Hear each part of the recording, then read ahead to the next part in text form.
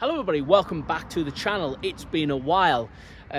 Change of scenery, as you can see, so I thought I'd try something a little bit different. In this video I'm going to talk about guitar playing, specifically how to improve your guitar playing. So this is based off questions that I've had off students and obviously my own playing experiences as well. So I'm going to offer five ways, 5 tips, and hopefully these tips will stand you in good stead and you can implement them in a proactive way. So without further ado, let's get straight to it. So the first tip I can offer is play to backing tracks.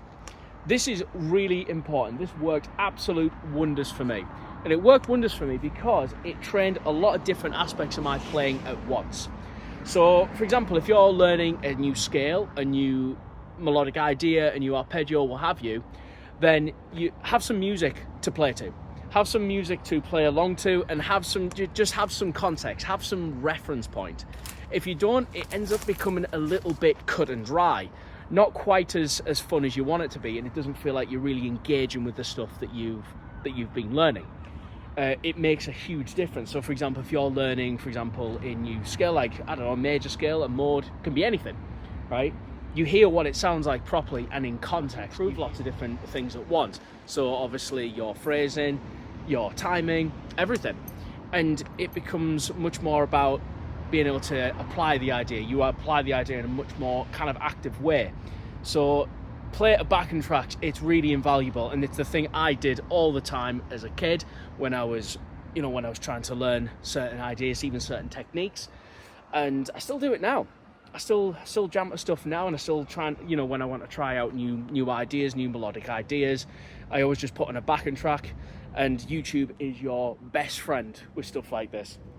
And you will find that your playing will improve exponentially, to be very honest. So, and it's often lost on a lot of people, I think. People kind of miss that out, I think. And when you tell them, it's like, play that idea to some kind of music to a backing track, it's kind of a little bit revolutionary for them. Think of it as like this: you've got to have some kind of context, you've got to have some kind of canvas to paint on. If you don't, it's going to be pretty difficult for you. So think of it like that. You wouldn't try and paint a picture without a canvas. So if you think of it like that, then the idea of trying to play to music as much as possible, or play to a backing track, makes a lot more sense. So yeah, tip number 1. Practice to a backing track. Tip number 2 will be to learn some theory. This is a little bit contentious for some people because there are lots of very famous examples of people who play it very well who don't know very much in the way of theory. Certainly not in what we call the traditional sense. That's all right. There's nothing really wrong with that. But I find that if you don't know much theory, it'll kind of serve as a bit of a roadblock. You'll find that working stuff out, or trying to sort of join the dots, so to speak, becomes a little bit more difficult than it needs to be. And I find that once you learn a little bit of theory, and kind of like doing that becomes a lot easier. So it's quite fun. Like with theory, when I was learning it, I learned a lot of it when I was, in my first few years of playing, and particularly sort of in college. That sort of solidified a lot of my theory knowledge. I found certain things, the relationship between certain notes, intervals, chords, what have you. I found learning that a lot easier, rather than just trying to play sort of a game of guesswork. So everything just becomes much more transparent, and it becomes less about guesswork and just knowing sort of where everything fits. So nothing wrong with learning theory. On another note, it won't stifle your creativity, it won't make you robotic, mechanical, all that kind of stuff. There's a lot of myths about music theory, and I think that probably warrants a separate video. But there are a lot of people think, theory is kind of boring, it doesn't help you or anything like that. You can't know too much theory, and it won't make you mechanical, robotic, or make you into a lesser player. Nothing like that, very much the contrary. So learn a little bit of theory, it will take you a long way. Tip number 3 would be to record yourself. This is a harrowing and humbling experience for a lot of students, particularly.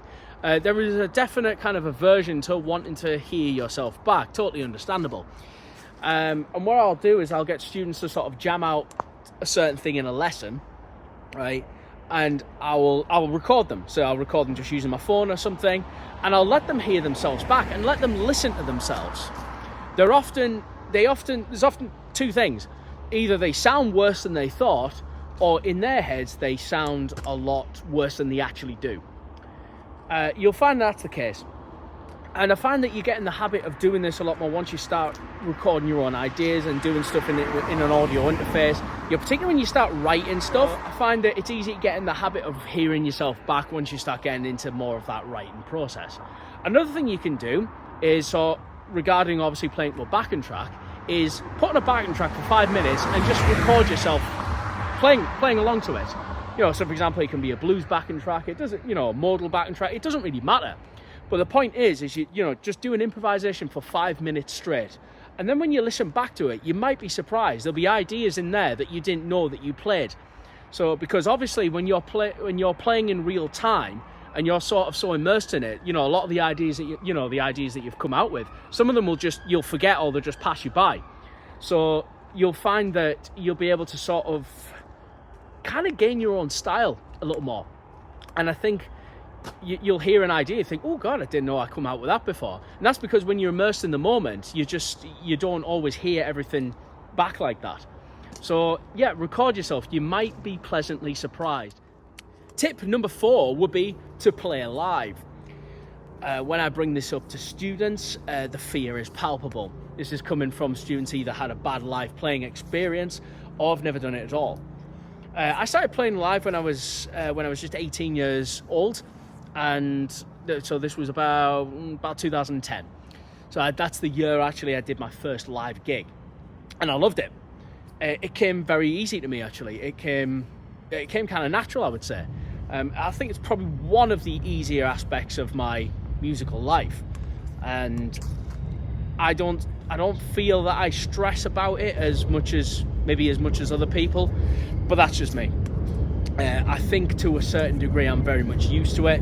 One, I started playing gigs, obviously, for the first 3 years of obviously living in Teesside, or rather kind of like my last few years of living in Teesside, I should say. I was playing live a lot. I was in a band, and I was gigging sort of the Teesside circuit. So, and then when I moved up to here in 2013, when I moved up to Newcastle, I was busking. So I got used to public performance really quickly, I think. And when you're out on the street, stood out on the street in front of people playing for money, and obviously, putting yourself like sort of on the spot in front of the world to see, you find that your ability to play live improves exponentially. And you become used to playing in public very quickly. It's almost like when you do a gig, that's almost worth, say, about 20, 30 hours of just practicing in your bedroom. You'll gain more out of your playing and your progress, right, playing live, than you will for, say, practicing just one idea for 20 hours in your bedroom or something, right? Because you're on the spot in front of people, and you have to do it. Hopefully you'll do it well.